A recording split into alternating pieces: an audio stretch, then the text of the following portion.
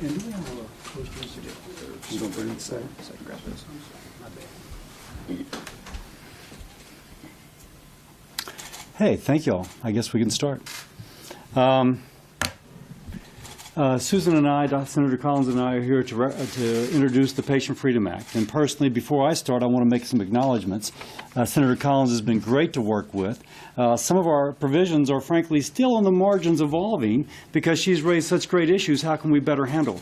And so if we say, that's kind of a little bit in flux, not key principles, but just details that, again, Senator Collins has been so good on. Let me also acknowledge Representative Pete Sessions, who has a companion bill that he and I worked on called the World's Greatest Healthcare Plan. And he's introducing that, if he's not already, on the House side. And the bones of that are the same as the bones of this, very closely related. And then a couple other people, John Goodman, a healthcare economist, Phil Passley, a fellow in Shreveport who sells insurance, and others who have just been so helpful to me and to us. Also acknowledge Senator Johnny Isakson and Senator Shelley Moore Capito, who are our co-sponsors, on this. So let's talk about the Patient Freedom Act. It has been a Republican principle that power is best held by individuals and states, not the federal government. And if there was a flaw among the many flaws of Obamacare, is that Washington, D.C. arrogated power, taking it from patients and taking it from states. And the American people have still been upset about it. And now we come to President Trump, who ran both to repeal and replace. And when President Trump ran to replace, he has said, either in the campaign or since election, that he wishes all to be covered, that he wishes those with pre-existing conditions to continue to have coverage, that there not be mandates, and that we make it lower cost. I think, and I think Senator Collins would agree, that there's not many ways to get there, and as far as we know, none better than this. And if you will, this represents a confluence of Republican ideas, and I think it's principally because of that. So, first, Republicans think that if you like your insurance, you should keep it, and we mean it. So we give states the option. You want to put up ours? We give states the choice. We would imagine that Congress would pass legislation allowing states the choice to go into the alternative, which we'll describe. They could opt to stay in Obamacare, or they could opt for no federal help. So California, New York, you love Obamacare, you can keep it. I disagree with it, but Republicans think that power is best held at the state level, not by Washington, D.C., so it's not for us to dictate. On the other hand, if you're speaking of Maine and Louisiana, where premiums have been going up on the exchanges double digits, or Arizona in one place triple digits in 1 year, then those states could opt for something different. We also think that we could cover more people than Obamacare. One of the things we give states the opportunity to do is to say if someone is eligible for a credit, she or he would be enrolled automatically unless they choose otherwise. Automatic enrollment, if you will. Much like when I turned 65 on Medicare, I'm on Medicare. There's no mandate. I'm on Medicare. I may call up and say I don't wish to be, but as a rule, folks remain on Medicare. So we think that this alternative allows us to restore the law of big numbers without a mandate. When I say the law of big numbers, clearly insurance works, health insurance works, by having a lot of healthy people, and you distribute the cost of care for the more expensive to care for over the many healthy. We've had an insurance company model our proposal, and they told us that just by this automatic enrollment feature, you could lower premiums by 20%. And that's while keeping those who are sicker in the pool. And next, we try and make health insurance truly affordable. I've been working in a public hospital for the uninsured for 30 years. And when one of the patients I would see had a deductible of $6,000, why don't you tell them it's $6 million? They can afford $6,000. So if their daughter has an ear infection and she wishes to take her daughter to the urgent care center, then it's coming out of her pocket. Obamacare did not cover that for her. We would pre-fund health savings accounts in the state alternative using an advanceable tax credit, which would pre-fund a health savings account, so that when someone took her daughter to the urgent care center, there would be money in the HSA account to pay for that visit if the HSA was required. We would also have a catastrophic coverage. So if someone gets hit by a car, they would not be made medically bankrupt. The catastrophic benefit would take care of that. And we also have a pharmacy benefit. Now, along the way, to make health savings accounts and, if you will, cash payment, or the equivalent of cash payment, more useful, we put in price transparency. I was just speaking to a physician this past weekend, and the anecdote tells you so much. She orders tests for patients who pay cash. She went around to laboratories in her community and found out what the cash price was, and for this particular panel, it was $38. So the patient comes to see her, and pays the $38. Here's a slip, go get your lab test drawn. And the patient went to the wrong place, got confused, from out of town, received a bill for $690. The doctor calls up. This is crazy. What are you talking about? They were willing to reduce it to $380, but it's either between $38 or $380. If that patient had seen the price schedule when she walked in, she would have said, time out, I'm in the wrong place. So we mandate price transparency for those providers that would participate in this. Lastly, can we put the timeline up? The timeline we imagine is that this year, in a sequence of votes, Congress would repeal Obamacare and replace it, and the legislation would enable states to make the choices that we just described. And that would be in 2018. The states would implement the replacement plan of their choice in 2019, and by the time 2020 rolls around, everything's done. And going back to a woman who was a Trump voter, I always try and imagine her. Again, I'm a doctor.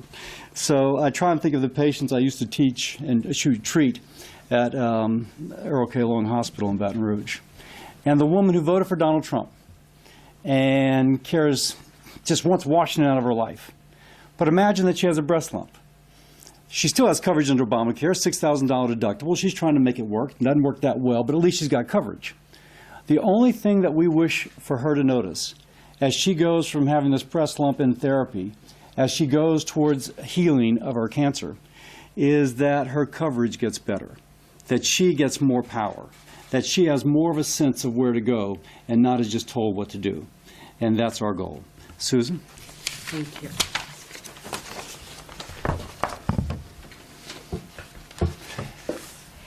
First, let me thank and commend Senator Cassidy for all of the work that he has done on this important legislation.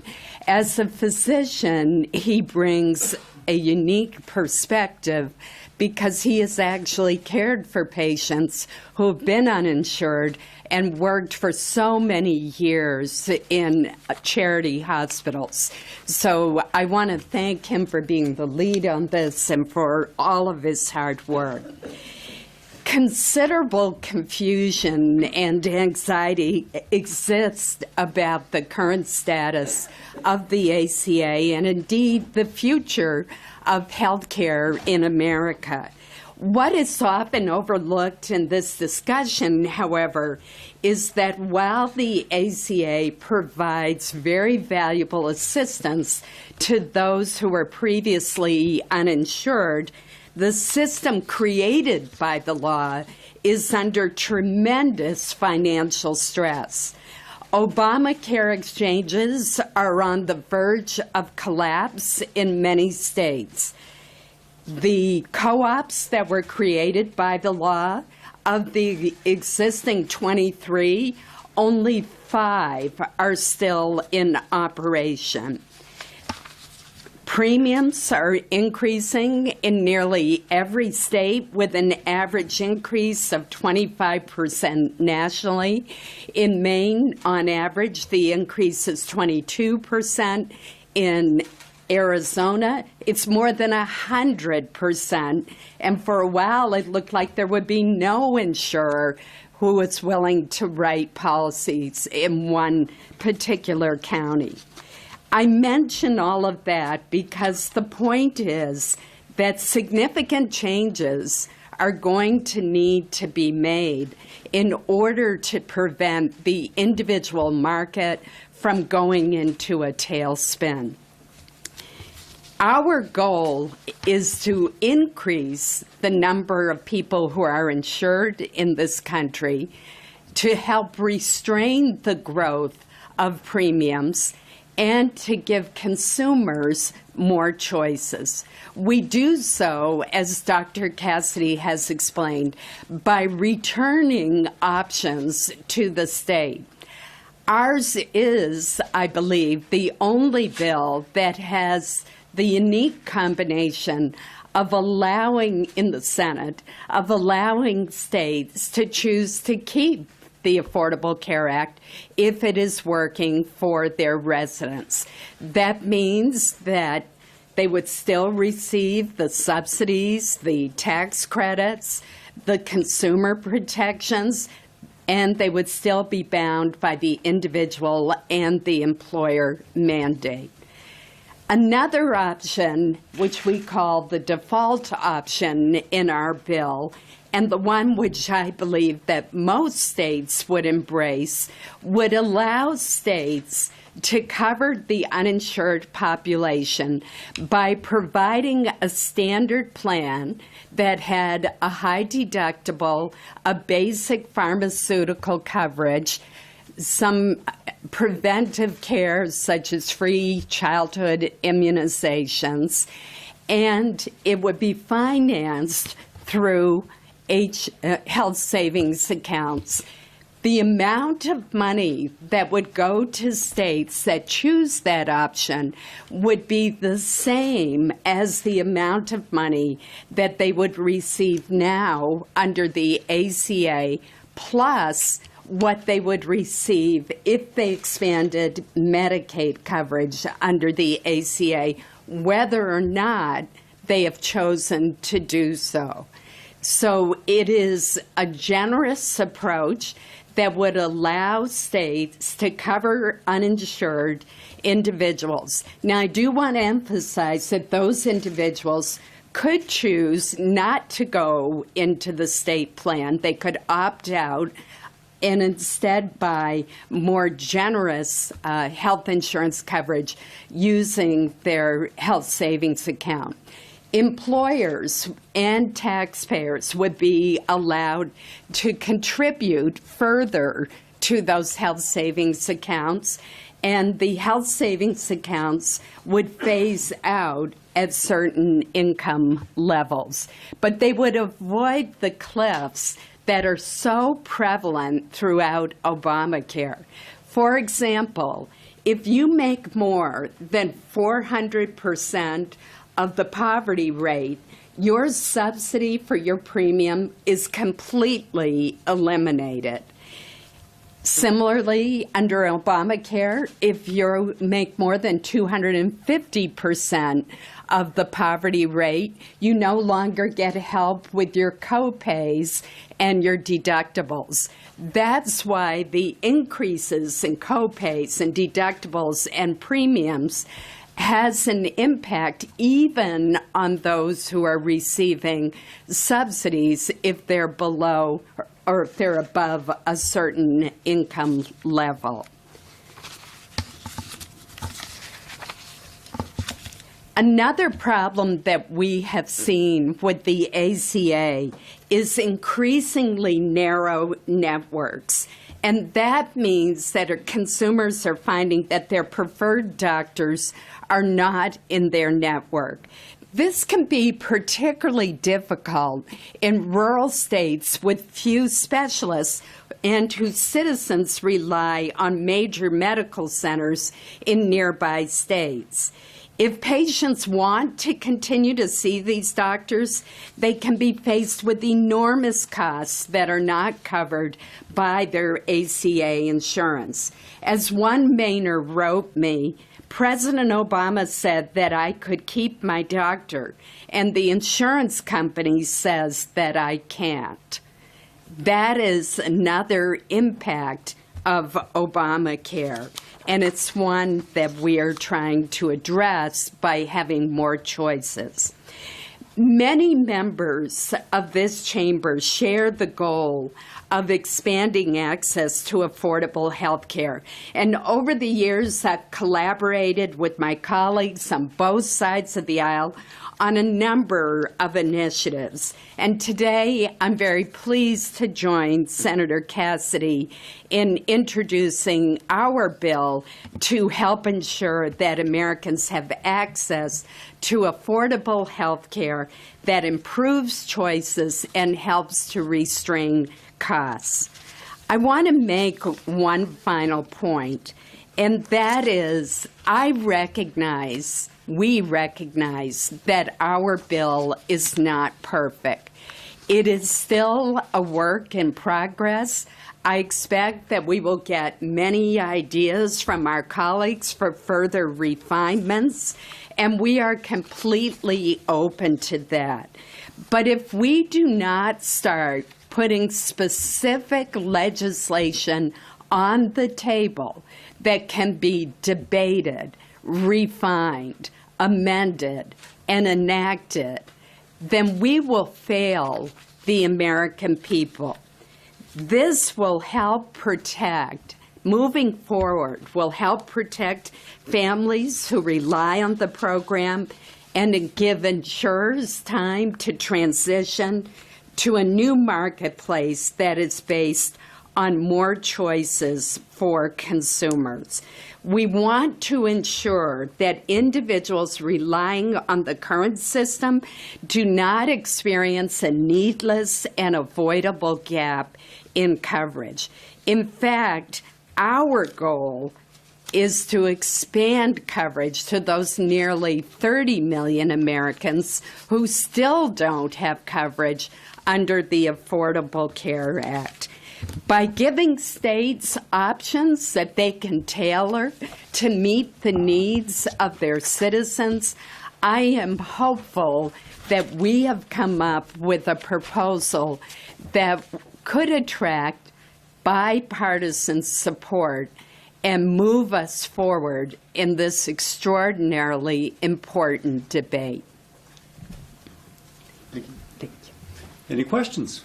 Steve? Yeah, can you talk a little bit about whether you've gotten any guidance from the CBO on how much this is going to cost, whether the CBO would give you a good score on it actually insuring more people, and on how important it is to keep in place the revenue that ACA provides to help pay for this? Susan? So CBO has not scored it yet, but on the other hand, this is all done on a per beneficiary payment.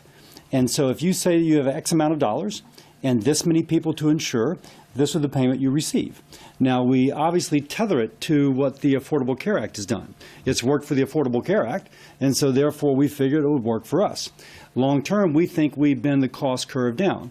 We align the incentives so that states are engaged in managing costs as well as the federal taxpayer. So without a score, we can figure out how much it's going to cost. The revenue is essential. If we repeal all the revenue now, that's obviously going to create a hole. So my preference is that we preserve the revenue until the second reconciliation, at which point we may want to change it as part of tax reform, but it would be part of a comprehensive tax reform as opposed to a piecemeal. You think without that revenue, you'd have to come up with a new tax or something else to pay for this? President-elect Trump, I'm sorry, I'm used to saying President-elect. President Trump has said he wishes to cover all, take care of those with pre-existing conditions without mandates. For that, you need revenue, bottom line. I also want to point out that the transparency provisions that Senator Cassidy described earlier should help to bend the cost curve. One of the problems with the Affordable Care Act is it turned out there was nothing affordable about it when it came to reducing the cost curve for health care. If someone is ordered to have a colonoscopy and there are several choices of where to get that done, shouldn't those prices be readily available to consumers so that they can make that choice. I think that's really important, the transparency piece of this bill. One other issue that I do want to make sure that we address so there's no misunderstanding, and that is regardless of what option states choose, we do maintain the consumer protection provisions that are in the ACA. In other words, young people can stay on their parents' policies till age 26. There's a prohibition against lifetime and annual caps, and there is not discrimination against those with pre-existing conditions. And I just wanted to make that clear that that applies across the board. Yes, ma'am. Hi, I just wondered how you see the president's executive order on health care that he issued on Friday.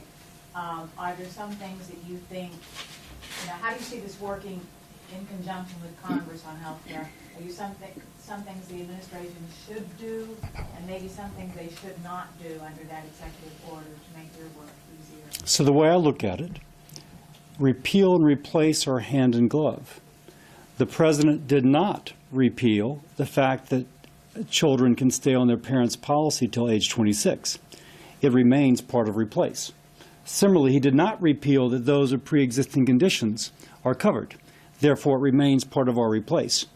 Again, if you say that this is part and parcel, it's probably more important to emphasize upon what he did not repeal than upon that which he did.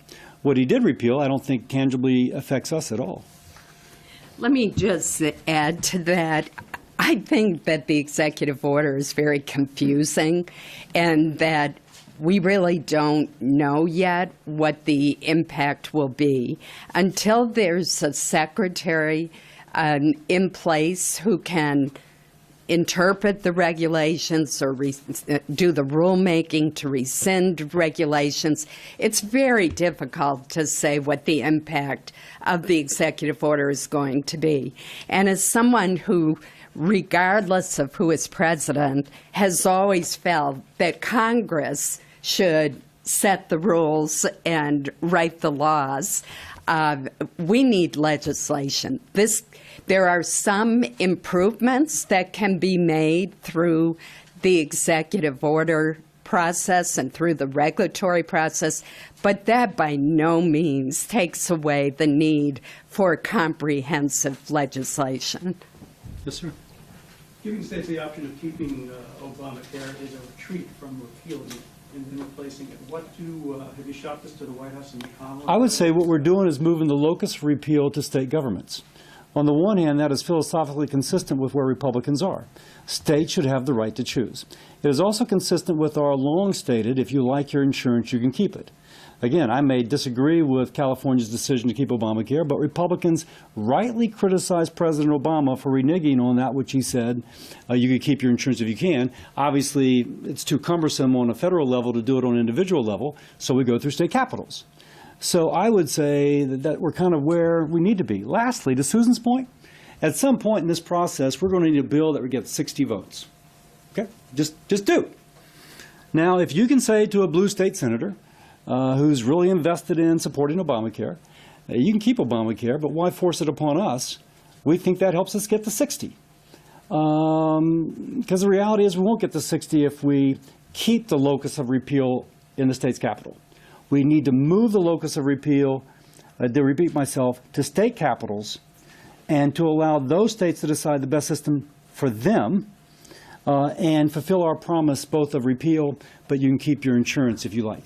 And what do the White House and McConnell think about your bill? I've not discussed it. I've discussed it with Leader McConnell, and he is waiting to see how this kind of sorts out. Clearly, we're waiting for Dr. Price to take, presuming that he is approved. We're going to need that sort of input. But I will say that Price's bill empowering patients had many features similar to this. The use of advanceable refundable tax credits as an example. The use of health savings accounts pre-funded to purchase health services, that sort of thing.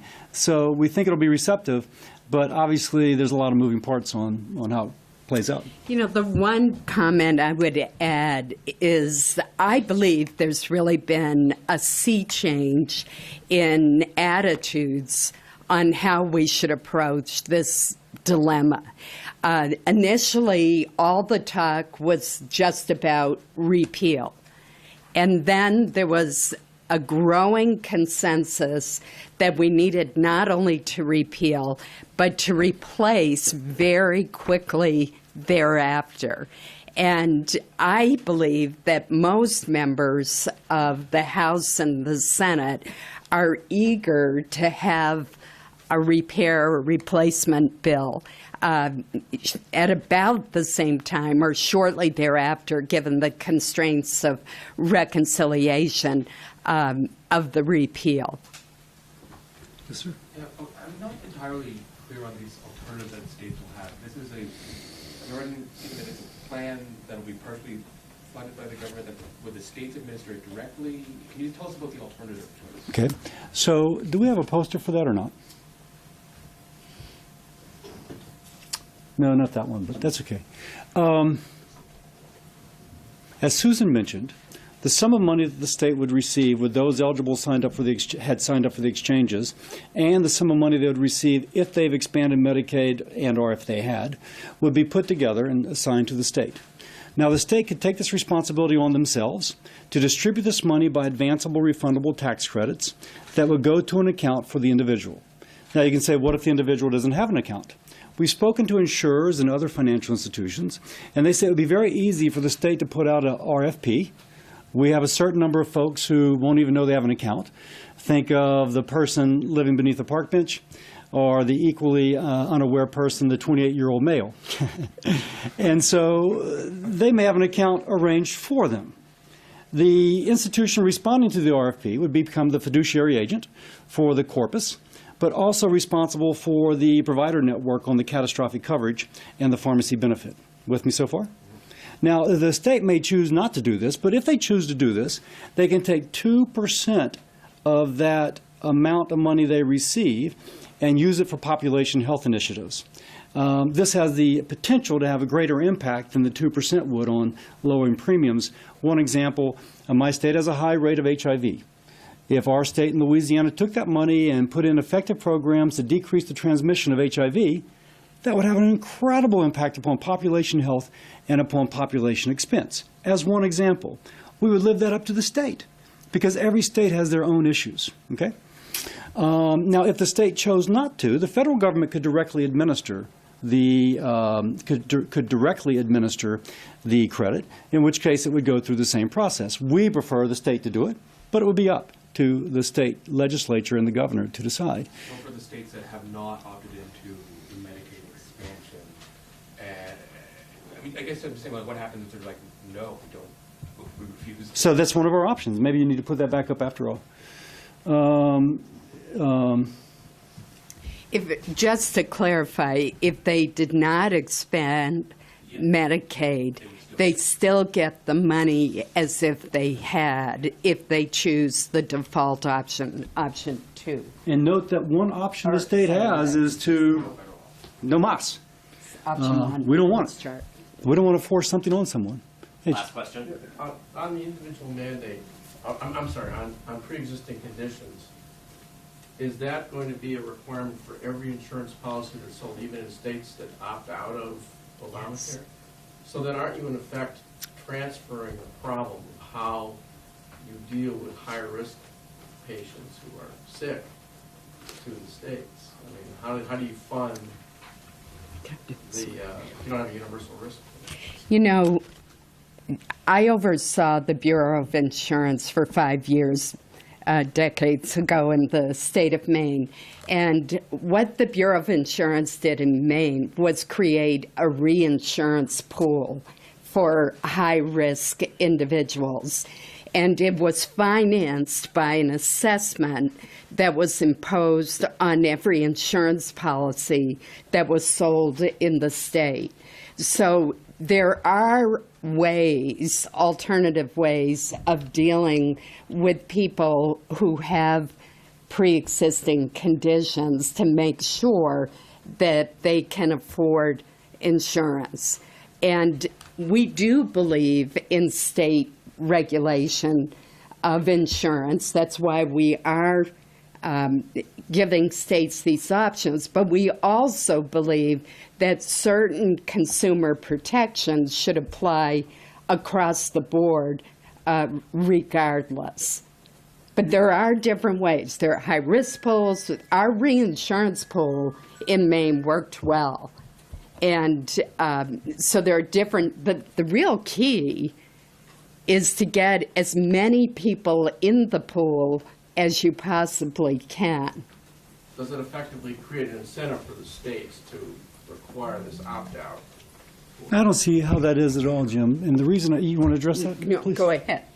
I don't see that at all. Recall I told you that when an insurance company modeled for us the effect of this, you're automatically enrolled unless you choose not to be.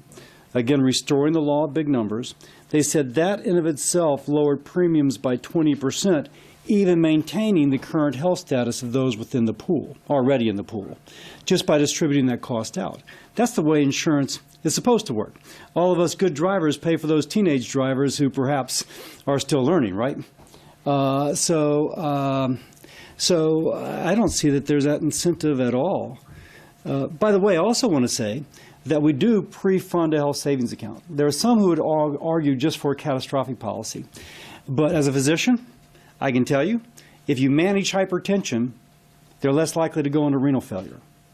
We pre-fund that health savings account so that someone has the dollars with which to purchase medicine and with which to see that chronic care physician to prevent that more catastrophic disease. And there's a landmark RAND Corporation study from a couple of decades ago, but still considered valid, that those with chronic disease are less likely to seek care if they have a high deductible. So we pre-fund that health savings account, allowing them to purchase that maintenance care, which hopefully means they will never develop that terrible, say, renal failure, to use that example. I think I'm told that that's it. Thank you all very much. Question about Betsy DeVos, about the delay of a confirmation vote. Are you at all